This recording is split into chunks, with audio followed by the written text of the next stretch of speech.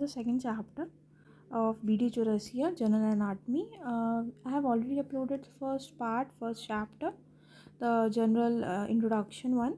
So here is the second one, the skeleton.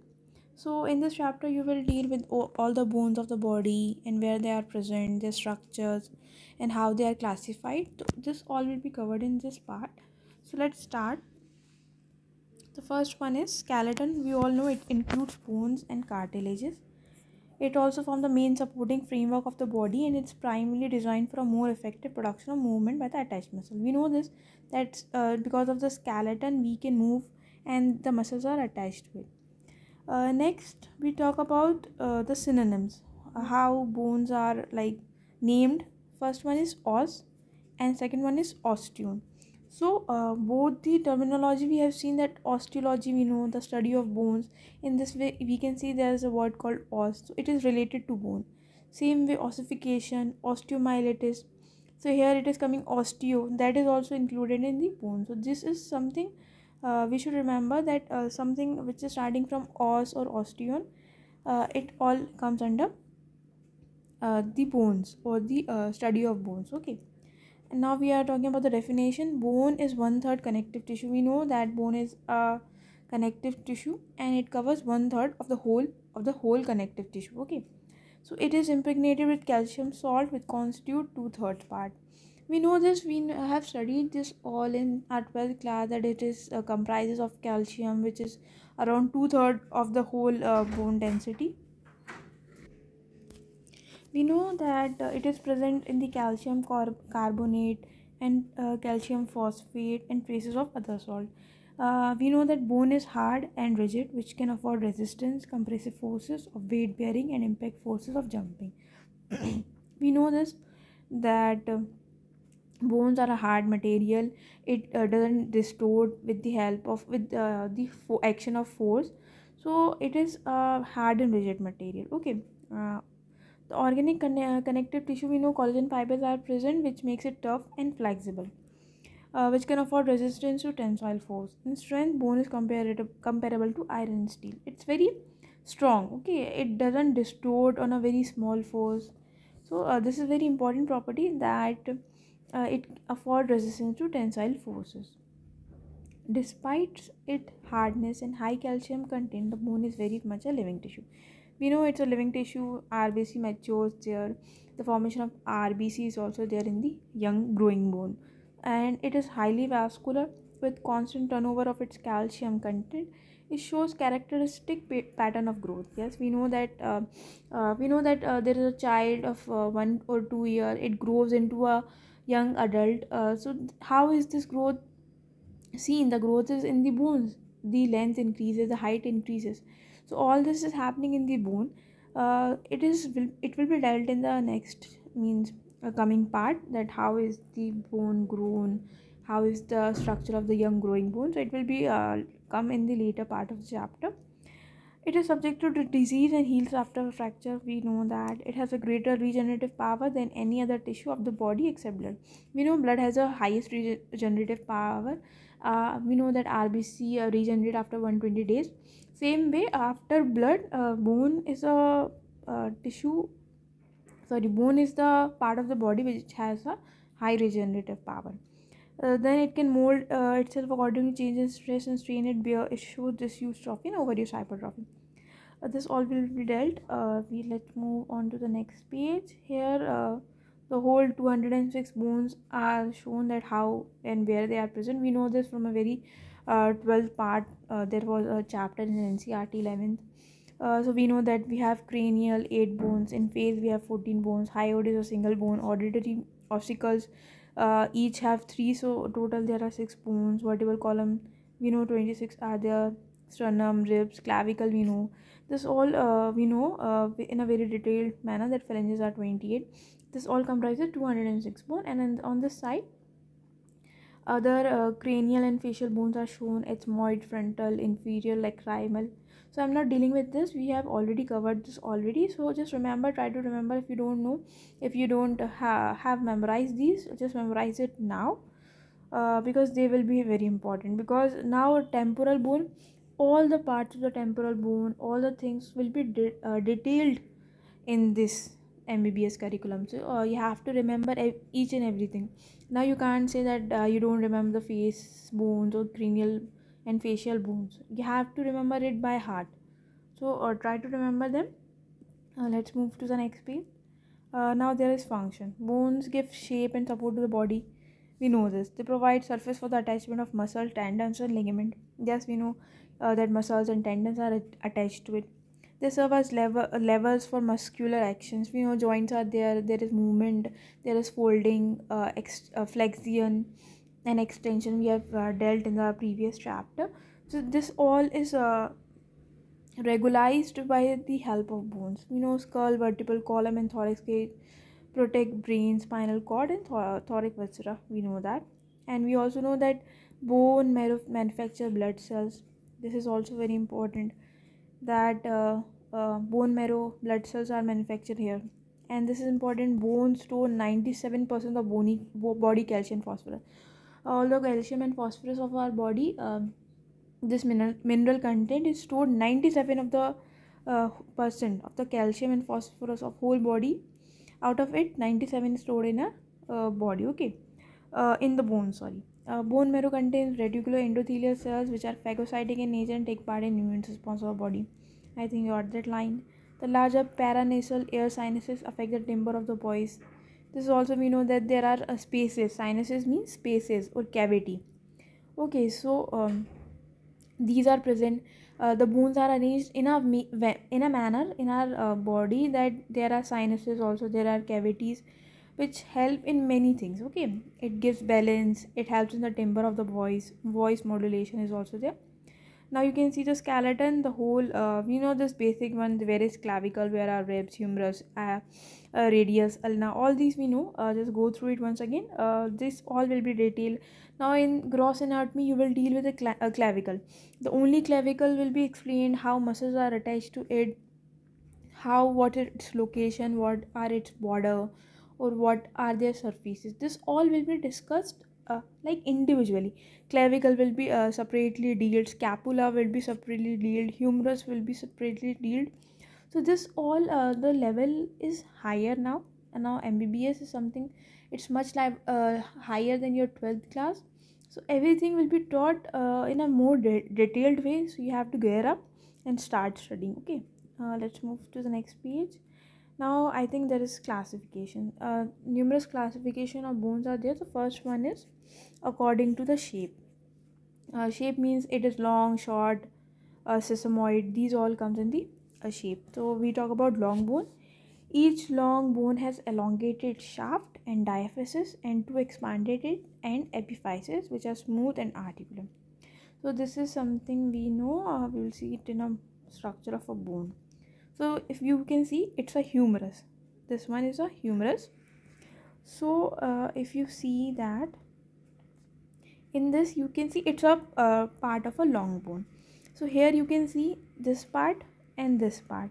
These both parts are called epiphysis.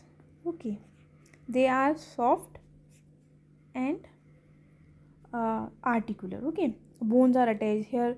Radius is attached, ulna is attached here, scapula or clavicle, scapula are all attached. Okay, and this whole part which you can see, it is called diaphysis. It is also called a shaft.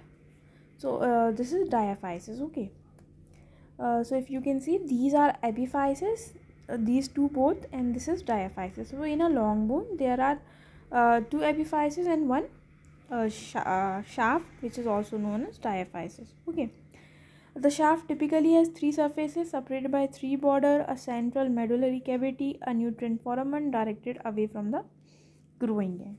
So this will be dealt when we will be talking about individual bone. Like humerus have a nutrient foramen which is directed away from the growing end. Nutrient foramen is something from where artery is passed.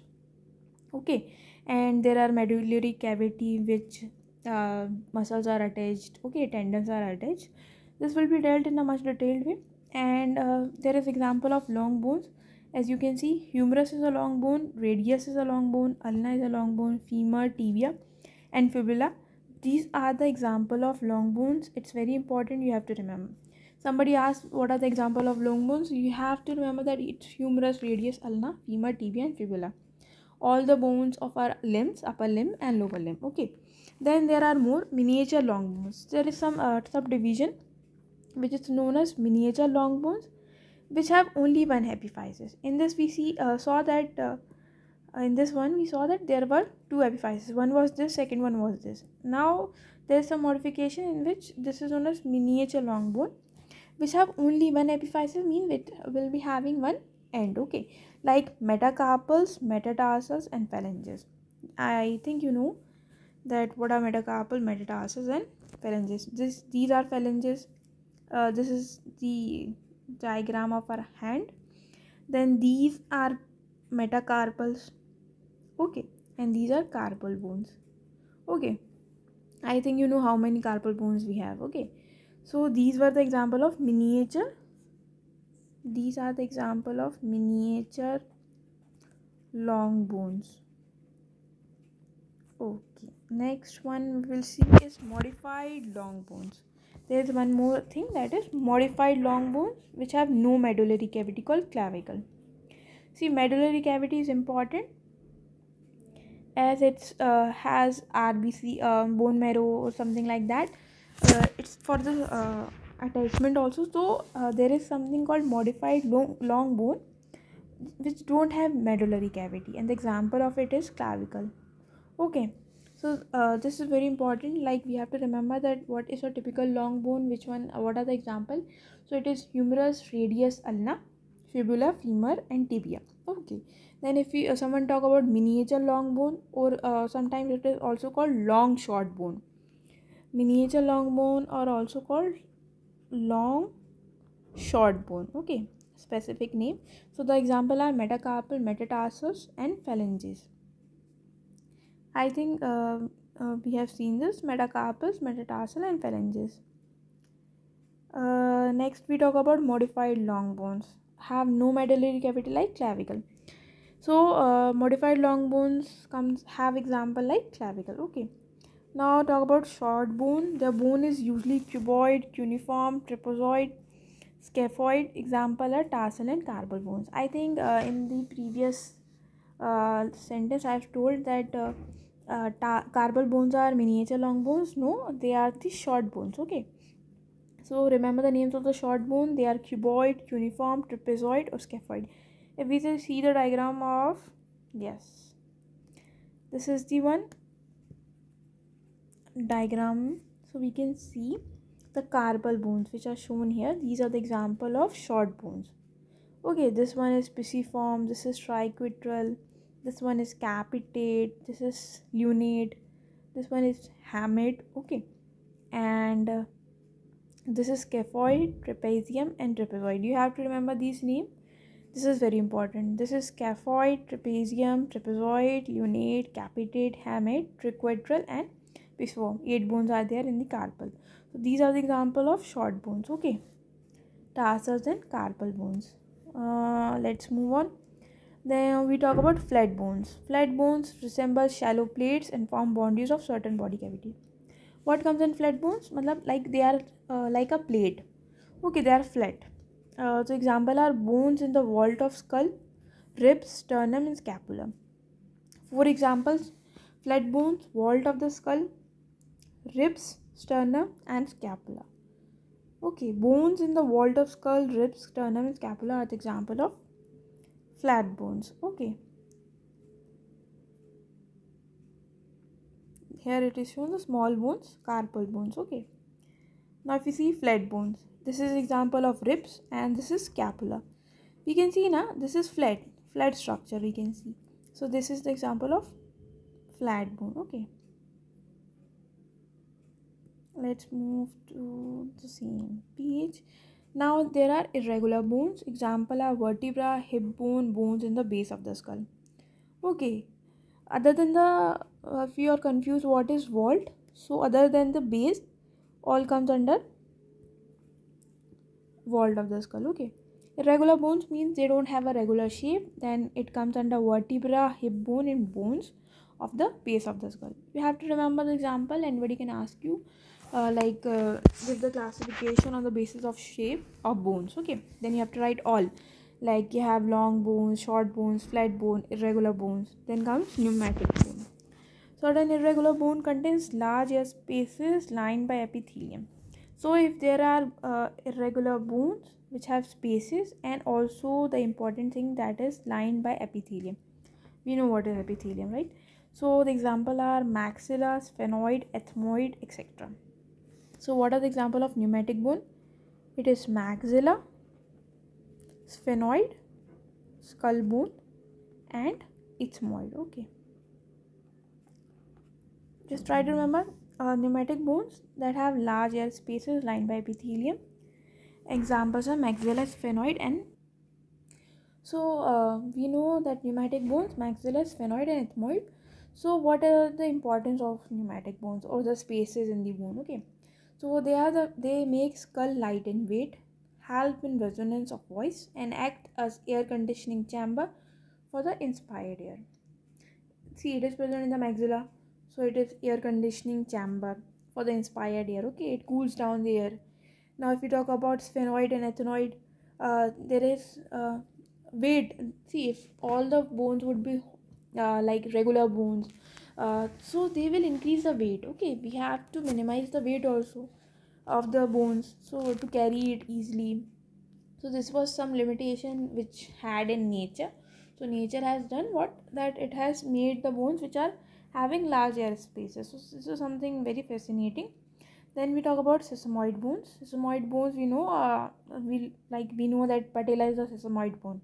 So what is the importance, what are the points of sesamoid bone? And mostly short note on sesamoid bone is usually asked in the paper. Okay, so remember this.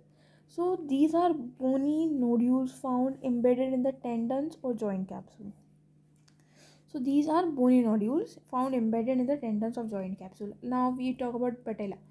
So we know there are mostly numerous tendons passing through, and it is covered through the tendons from all over sides. So this is sesamoid, one point of sesamoid bone. They have no periosteum and ossify after birth. No periosteum matlab they don't have outer covering, and ossify after birth. Okay, they are related to an articular, non-articular bony surface, and the surface of contact are covered with hyaline cartilage and lubricated by a bursa or synovial membrane. See, synovial membrane is also called a bursa. An example are patella, pisiform, and fabula. Okay, so we know pisiform it's a carpal bone, and fabula is the carpi ulnaris one, which you will be studying in the later part. So this is patella example, pisiform and fabula. Okay, the function of the sesamoid bone: to resist pressure, to minimize friction, to alter the direction of pull of muscle. We know this extension and flexion. Flexion is occurring at the knee joint, and to maintain the local circulation. These are the functions of sesamoid bone: to resist pressure, to minimize friction, to alter the direction of pull of the muscle, and to maintain the local circulation. We have seen this is clavicle, and these are all the muscles which are attached to the clavicle, like sternocleidomastoid are attached on the superior part. On the posterior side, pectoris major is attached, trapezius is attached on the anterior portion. On the lateral end, see, this is lateral end and medial end. Medial end is something I have told which is towards the midline. Okay, so here we can see that sternum is attached here, and scapula is attached to this point, lateral end, and deltoid is muscle is attached to the lateral posterior side. Okay, and this is the capsule of sternoclavicular joint. See, sternoclavicle means sternum and clavicle. This is okay, this is the point. Now when we talk about this, we have seen that this is the fifth metacarpal, this one is the first metacarpal. We have seen the flat bones also. We have seen, okay, these are irregular bones, vertebrae, first vertical and first cervical and second cervical. You can see these. Okay, now then we talk about the pneumatic bones. We have seen ethmoid, sphenoid, and one more was there, that was maxilla. So these are all pneumatic bones. As you can see, there are air spaces, ethmoid air cells, cribriform plate will be discussed in detail. Okay, in neuroanatomy also. Then this is patella. We can see here it is present. Okay, it is very important in structure. Okay, then we have accessory or supernumerary bones are not always present. These may occur as ununited epiphysis developed from extracentral ossification. It is not necessary that they will be always present, and they occur from ununited epiphysis. I have told you epiphysis, the ends mostly are the epiphysis. Example are sutural bone or strigonum lateral tubercle of talus or vesilinum tuberosity of the fifth metatarsal. Okay, so just example, go through them. And in medical legal practice, accessory bones were mistaken for fractures. Sometimes that accessory bones can be mistaken for fracture. However, these are often bilateral and have smooth surface without any callus. Then comes heterotrophic bones sometimes develop in soft tissues. Horse rider develop bones in adductor muscles. This is also something very important. See, as the name suggests, heterotrophic bone. And sometimes that something happens like horse riders. See, the name suggests that horse rider bone, the people who horse ride, they have extra muscle or the soft tissues develop in a bone, and it is present in adductor muscles, and it is also called rider's bone. Okay, then there is developmental classification. Okay, so how it is, from which part it is developed. So first one is membrane dermal bones ossify in membrane, intramembranous or mesenchymal ossification, and thus derive from mesenchymal condensation. So if some bone are formed from mesenchymal condensation, then they are the part of membrane bones. Example are bones of the vault of skull and facial bones. Then there are cartilaginous bone ossify in cartilage. So cartilage bones ossify in cartilage and are thus derived from perform. So thus derived from preformed cartilaginous model. So we know that bones ossify in cartilage and they are also formed from preformed cartilaginous model. Example are bones of limb, vertebral column and thoracic cage. Then there is mixed one which has membrane and cartilages ossify partly in membrane, partly in cartilage. The example are clavicle, mandible, occipital, temporal and sphenoid. See, mostly the questions are asked, classify the bones on the basis of development or on the basis of shape. So you have to write how the points given and examples. Yeah, examples are very important. Like you have to remember that membrane bones are bones of the vault of skulls and facial bone. Then you have to remember that cartilaginous bones, which are the vertebral column, thoracic cage, bones of limbs. These are the example of cartilaginous bones. Then we talk about the mixed one that have that ossify in partly in membrane and partly in cartilage. The example are clavicle, mandible, occipital, temporal, and sphenoid. So as much you can remember, you have to remember, because anatomy is all about truly studying and studying every day. So it's important whenever you're starting with anatomy, try to study the parts which are taught every day and clear the doubt on this very same day or on the next day. So this will help you not to create the backlogs and all, which is a very hectic thing to clear. Anatomy is very vast, you have to continuously study, and it's important that you clear your backlogs on a same day or on a very next day. Okay, now let's see the next one. We have somatic bones also. Most of the bone are somatic. Visceral bone, these develop from pharyngeal arches. Example are hyoid, part of mandible and ear ossicle.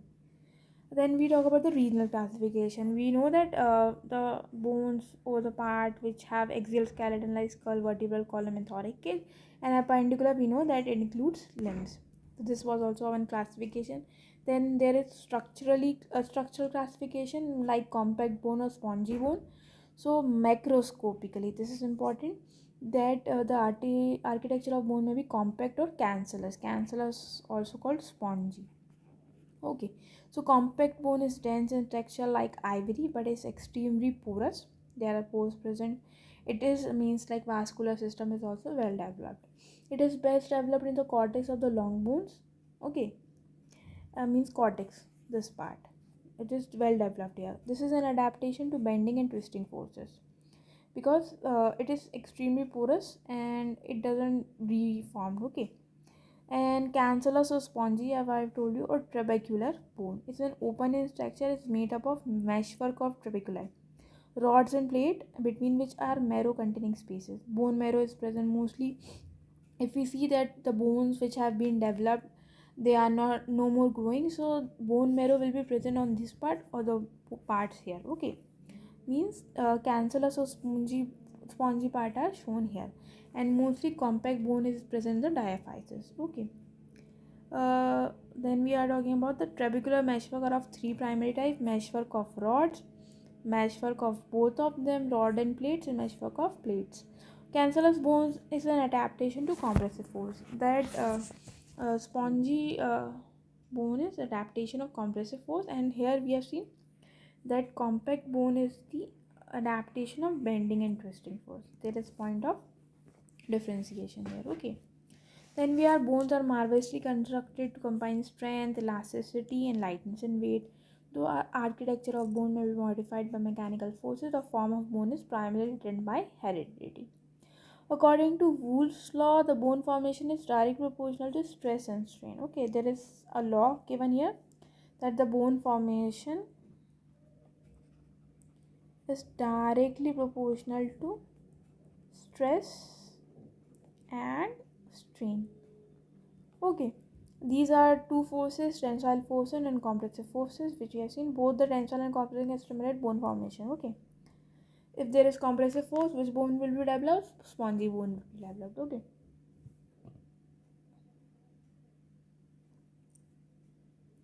Then the architecture of cancellous bone is often interpreted in terms of the trajectory theory, that's the arrangement of bone instrument.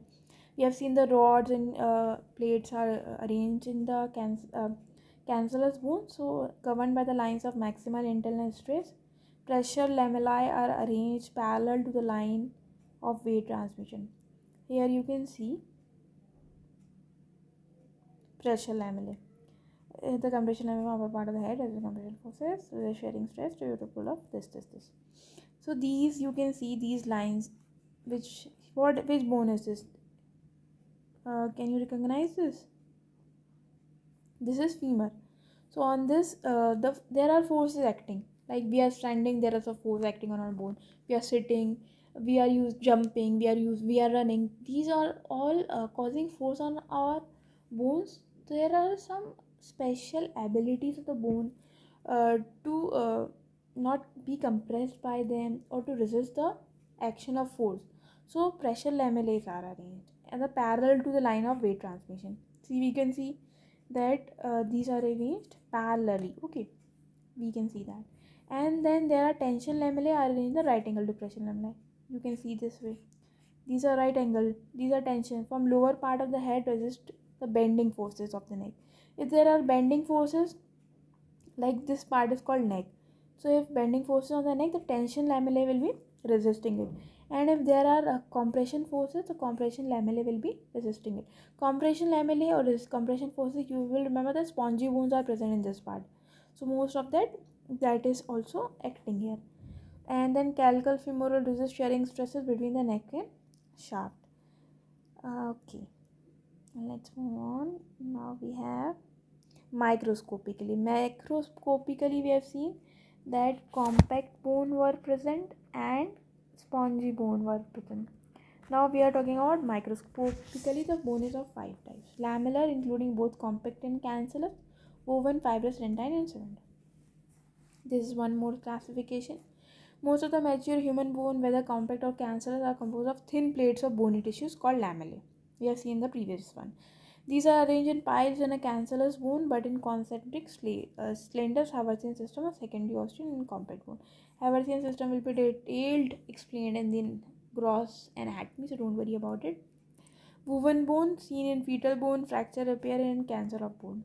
Fibrous bone is found in young fetal bone, but are common in reptiles and amphibians. This is important. Young fetal bones have which kind of bone? Fibrous bone. Dentine and cement occur in teeth. Okay. So this was microscopically the classification. Now there is a differentiation between or comparison between compact and cancellous bone. Okay.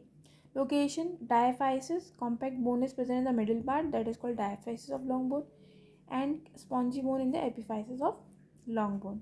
Lamellae arranged in form of Haversian system. We know that arranged in a matchwork, rods and plates, Haversian system are not present. This is important that spongy bones don't have a Haversian system. Then yellow bone marrow yellow will store fat after puberty. It is red before puberty. This is important. See, before puberty, it is red. Bone marrow is throughout made, okay. And after puberty, what happens that yellow, it becomes yellow with stored fat. No more bone marrow production occurs, okay. And when we talk about cancellous or spongy bone, they are red, produce RBCs, granular series of WBC and platelet. We're getting this now. On the epiphysis part, mostly bone marrow formation occurs in the grown bone, okay. Then hard and ivory like is the nature, and spongy is the, as the name suggests, the spongy nature they have. Then gross structure of adult long bone. See, two types of bone will be discussed: adult long bone and young growing bone. So both will be detailed explained in this part, okay. Young grown bone. Naked eye examination of longitudinal and transverse section of the long bone shown the following features. There is a presence of shaft from without inwards. It is composed of periosteum, cortex and medullary cavity. We will see the diagram here. As you can see, this one is a shaft, okay. So periosteum is present, outer covering is present, cortex is present, compact bone in the form of cortex bone, and there is a medullary cavity, okay. Then periosteum. Now what is periosteum? Periosteum is a thick fibrous membrane covering the surface of the bone. It is made up of an outer fibrous layer and inner cellular layer, which is osteogenic in nature. These bone cells are formed, okay. Periosteum is united to the underlying bones by sharpy fibers and union is particularly strong over the attachment of tendons and ligaments. Now, how periosteum is attached to the bone? It is attached with the help of what? Sharpy fibers, and more they are present in the tendons and ligament because more attachment is there, more movement is there in the near the attachment of tendons and ligaments. So particularly strong over the attachment of the tendons and ligament. At the articular margin in the periosteum is continuous with the capsule of the joint. The abundant periosteal arteries nourish the outer part of the underlying cortex also. Periosteum is a rich nerve supply which makes it most sensitive part of the bone. So it has periosteal arteries which nourish the outer part of cortex also. It is nourishing the periosteum, but with that cortex is also nourished by it, and there is a rich nerve supply also. The most sensitive part of the bone is periosteum. This is important, and it is also present at the articular margin in continuum with the capsule of joint. Then we are talking about the cortex. It is made of curved compact bone which gives desired strength to withstand all possible mechanical strain. You know, compact bone we have studied that it is ivory and hard. So cortex is composed of compact bones which withstand mechanical strains. Then we are talking about the medullary cavity. It's filled with red or yellow bone marrow. I have told you at birth the marrow is red everywhere with widespread active hemopoiesis. Before birth, before puberty, the marrow, the medullary cavity or all the bones have the bone marrow production, but after puberty it is changed to fat. No more production of RBCs or platelets occur, okay. So as the age advances, the red marrow at many places atrophies and replaced by yellow fatty marrow with no power of hemopoiesis. Red marrow persists in the cancellous end of long bones. This is important. You know the cancellous bone on the epiphysis. Here red bone marrow is present, persistent throughout, but at the points like here it is not there when the age advances, okay. In the sternum there are exceptions. The exceptions are there, but in the sternum, ribs, iliac crest, vertebrae and skull bone, the red marrow is found throughout life. If you are talking that all the production of RBCs, there is a lot of production of RBCs, platelets. Where it is occurring in sternum, ribs, iliac crest, vertebrae, skull bones, and of course epiphysis of long bones also. Okay, I'll show you a diagram, a very nice diagram. It's there, shows where our red bone marrow present, where it is not there. Just a second.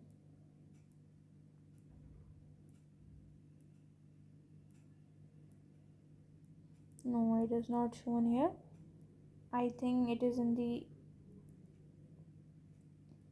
6th edition. If you will tell me, I'll share it with you guys. Okay, so it's not in this one.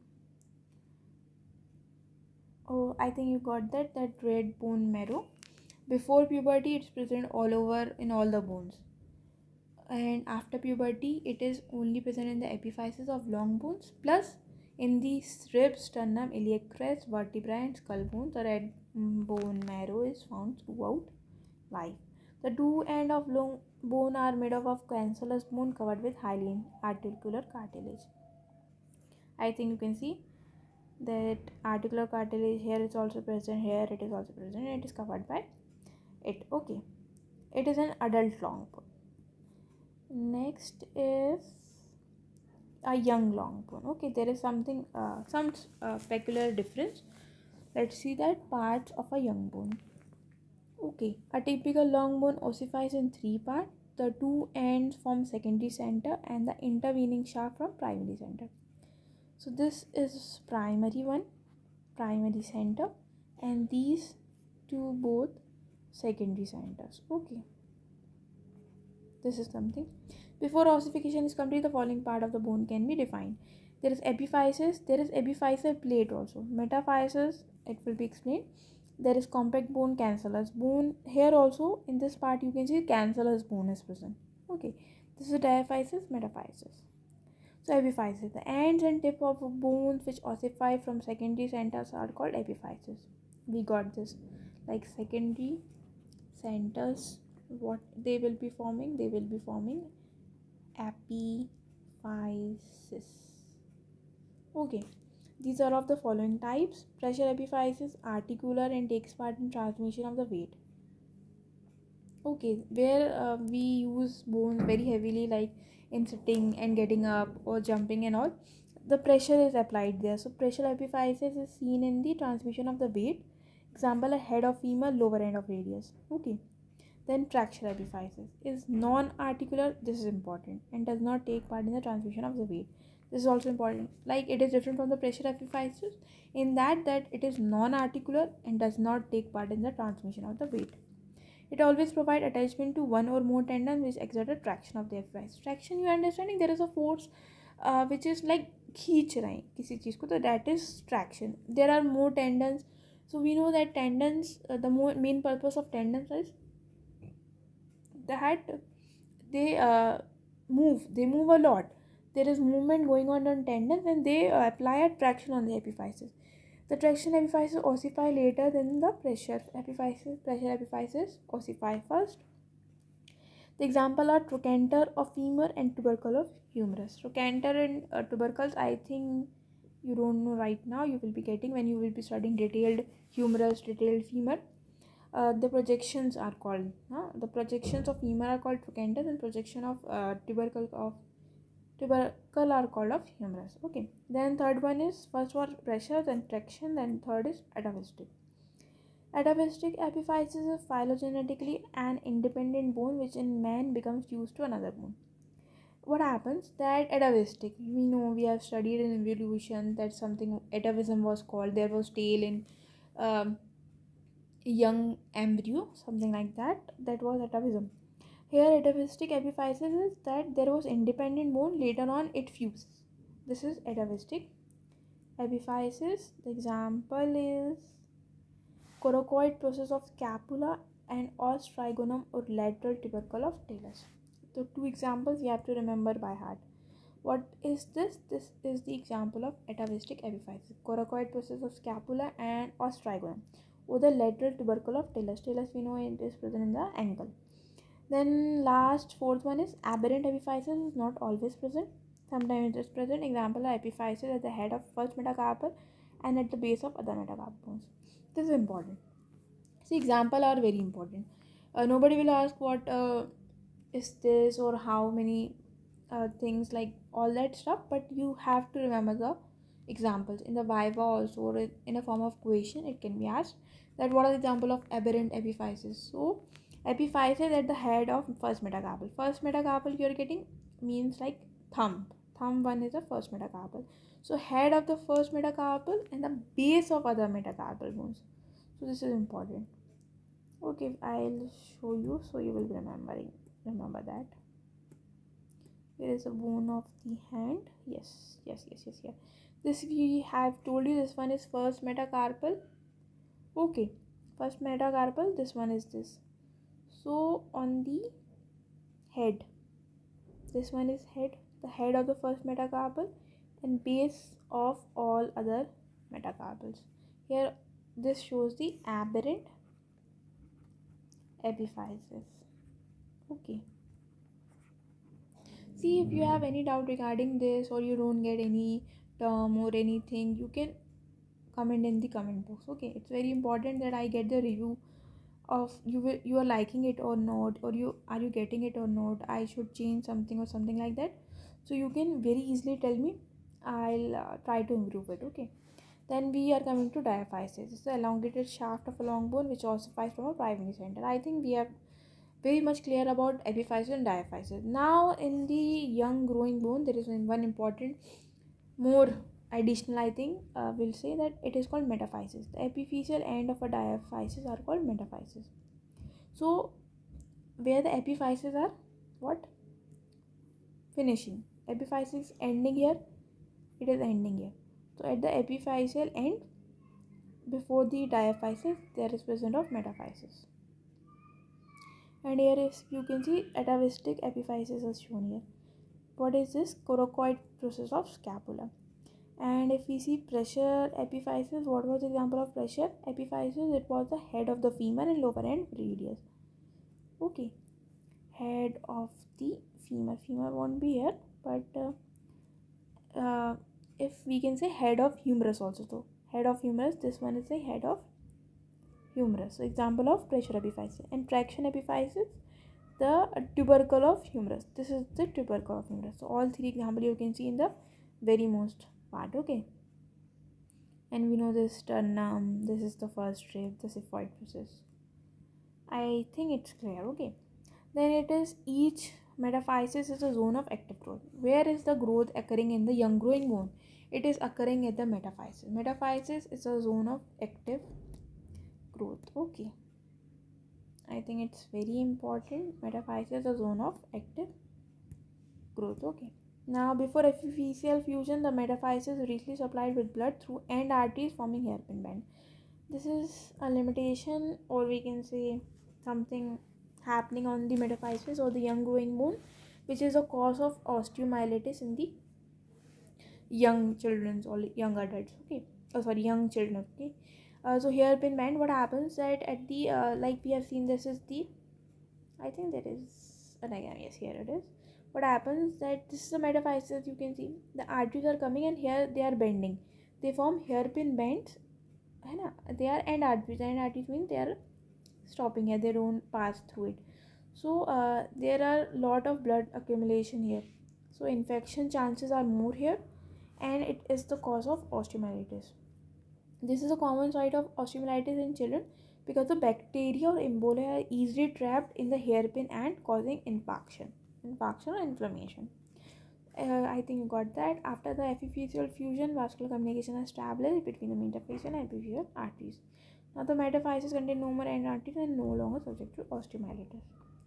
So as we see that as it is growing, there is fusion is occurring, and then there is communication established and no end arteries are present now.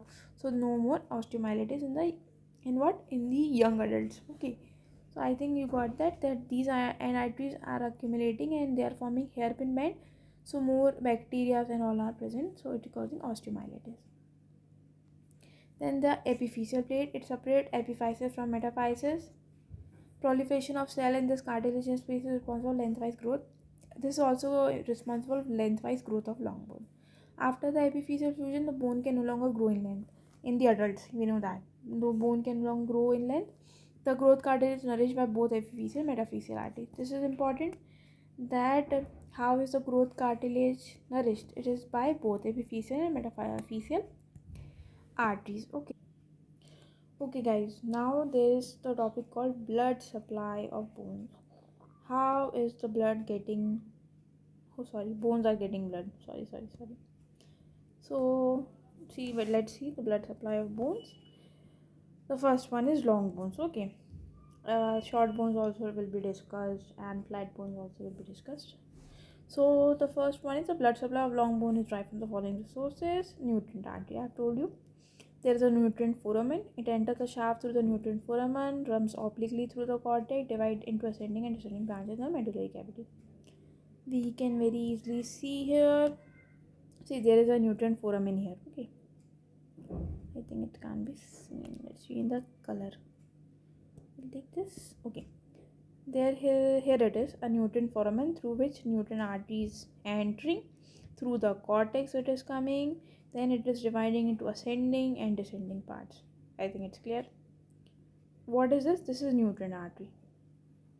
Then the second one is, see, each brand divided into a number of small parallel channels which terminate into the adult metaphysis by anastomosing with the epiphyseal, metaphyseal and periosteal arteries.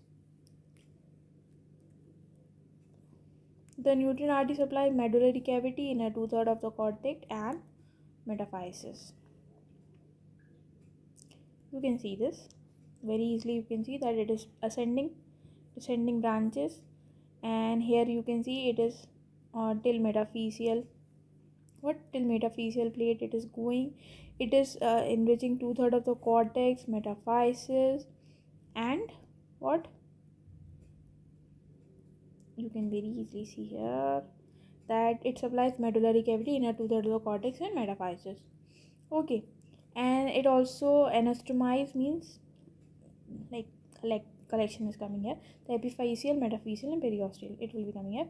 The nutrient foramen is directed away from the growing end of the bone. Their direction are indicated by a jingle. No nutrient foramen की बात हो रही है कि क्या होता है nutrient foramen. Nutrient foramen is something, we can say a gap, something through which arteries passes. Okay, so a nutrient foramen is directed away from the growing end. If we see that in the bones, this one is a growing end, here it is a growing end, means on the head of the humerus and the base of the radius ulna the growing end is present. And if we talk about here in the head, base of the femur and the head of tibia and fibula, the growing end are present. Okay, you got that? These are growing ends. Where they are at the head of the humerus, base of tibia, base of radius and ulna, head of tibia and fibula, and base of femur. So the nutrient foramen goes away from the growing end. As you can see, here it is a growing end, it is going away. Here it is a growing end, it is going away. So to the elbow I go. So it is going to the elbow. Are you getting this? And from the knee I flee. Here it is the It is the growing end. So it is going away from it. Here it is the growing end, it is going away. So it is going away from the knee and it is going to the elbow. I think it's very clear. The detail and variation in the diaphyseal nutrient foramen are described by numerous authors. The growing end of bones in upper limbs are upper end of the humerus. This was I was showing. In the upper limb are upper end of humerus and the lower end of radius and ulna. In lower limb, the lower end of femur and the upper end of tibia. I think it's very much clear. I'll draw it again if you want. Here it is present, head of the femurs, base of the radius and ulna, base of femur, and the upper end of tibia and fibula. I think it's clear. Then there is coming periosteal arteries. Of course, periosteum was present in the bones, so there it will be enriching periosteum. These are especially numerous beneath the muscular and ligamentous attachment. They ramify beneath the periosteum and enters the Volkmann canal to supply the outer 1/3 of the cortex. We can see these are the periosteal. The numerous one small arteries, as you can see. These are periosteal, and it is supplying 1/3 of the cortex, outer cortex. As you can see, 2/3 is supplied by nutrient artery, so 1/3 is left. Who will supply? Periosteal arteries will supply. Okay. Then epiphyseal arteries also there. As we have seen that it with each branch divide and estomize with epiphyseal, metaphyseal, and periosteal arteries. This was something we have seen there. See, epiphyseal arteries, these are derived from periarticular vascular arcade, circular vascula found in the non-articular bone surface. This is important. Periarticular vascular arcade, you will learn this in the later parts. Okay. Out of the numerous vascular foramina in this region, only a few admit the arteries, epiphyseal, metaphyseal, and the rest are venous exit. There are many foramens. Foramens are the opening I have told you through which arteries can pass. So only few there are few foramens for arteries. All are for the venous exit. We know na, venous veins take blood. Na? The venous exit. The number and size of these foramina give an idea of the relative vascularity of the two ends of the long bone. In this diagram, very easily we can see these epiphyseal arteries. Okay, these are the epiphyseal arteries, and in the diagram you can also see metaphyseal arteries, which we are going to read now. Metaphyseal arteries, they are derived from the neighboring systematic vessels. They pass directly into the metaphysis and reinforce the metaphyseal branches from the primary nutrient artery. In the miniature long bones, I think you remember miniature long bones, the metatarsals and the metacarpals, which have only one secondary center or one epiphysis. The infection begins in the middle of the shaft rather than in the metaphysis, because the nutrient artery breaks up into plexus immediately upon reaching the metal ligament. See what happened in the long bone. We have seen that on the metaphysis part there was infection, but in the miniature long bones there is only one. There is one end only, huh? So in this, here it is an infection, the middle part, because the nutrient artery breaks up into a plexus immediately upon reaching the metal cavity. You're getting this. Here is the bulk of arteries present, so here it will be infection in the miniature long bones. I hope you remember the metacarpals and metatarsal was the example. Or if you haven't, so go through the video again or go through the book. Okay.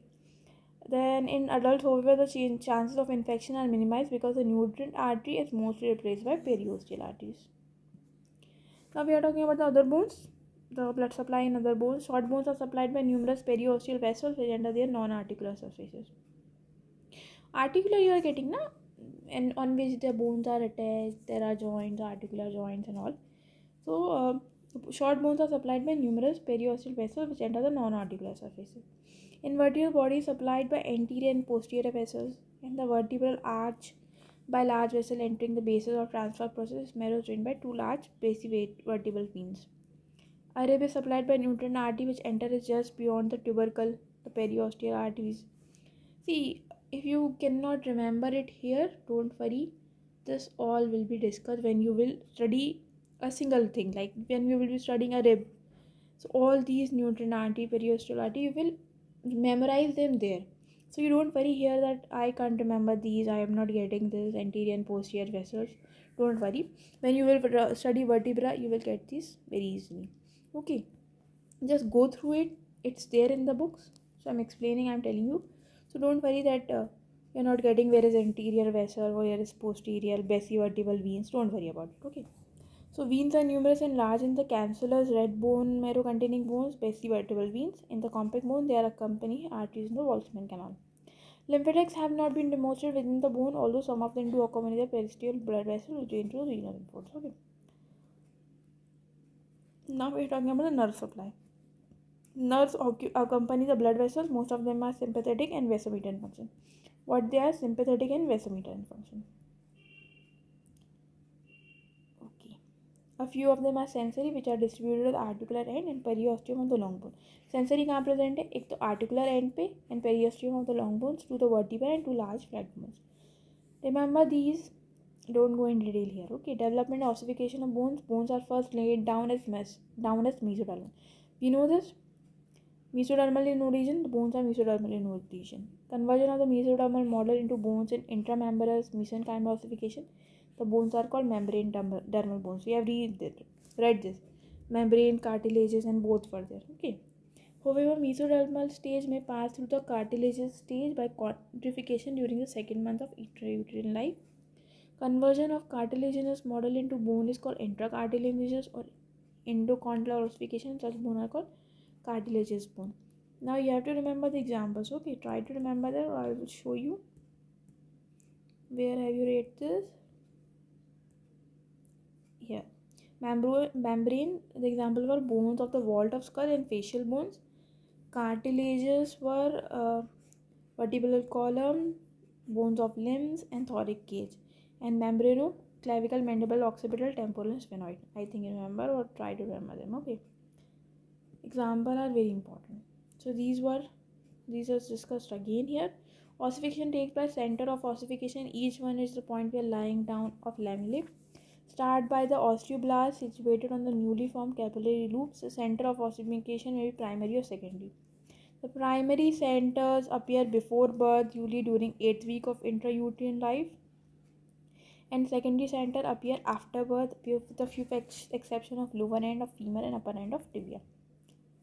Many secondary center appear during puberty. Okay. The primary center क्या होते हैं before birth आते हैं usually during 8th week of intrauterine life. और secondary centre birth के बाद आते हैं. एक्सेप्शन है कुछ कि फीमेल में जल्दी आ जाती हैं, अपर एंड ऑफ टीबी में जल्दी आ जाती हैं. A primary center form diaphysis, secondary center form epiphysis. Fusion of epiphysis with the diaphysis start at puberty is completed by the age of 25 years. After which no more bone growth can take place. Up to 25 years, no more bone growth can take place. Law of ossification stated secondary center of ossification which appear first are last to unite. जो secondary centre जो पहले आए थे वो सबसे last में unite होते हैं. The end of the long bone where epiphyseal fusion is delayed is called the growing end of the bone. What is growing end? तो end of the long bone where epiphyseal fusion is delayed. यहाँ पे एपिफिशियल fusion नहीं हो रहा है, वो आपका long bone का ग्रोइंग एंड है. ओके. कहाँ था ग्रोइंग एंड? जो था आपका बेस आपका कहाँ था? It is was going to the elbow and from the knee I flee मतलब on the top head part of humerus, base part of radial and ulna, base part of femur and head part of tibia and fibula. I think remember that. Growth of a long bone. Bone grows in length by multiplication of cells in the epiphyseal plate of cartilage. Where is the bone growth occurred? It occurs in the epiphyseal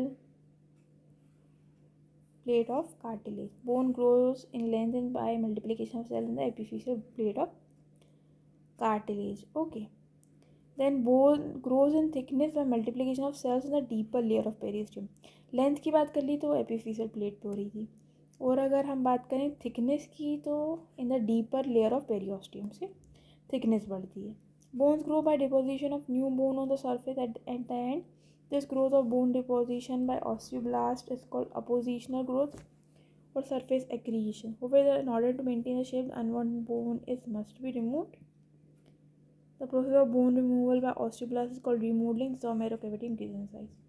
अगर बीच में आके attach हो रहा है तो अपोजिशनल growth कहलाता है. Okay.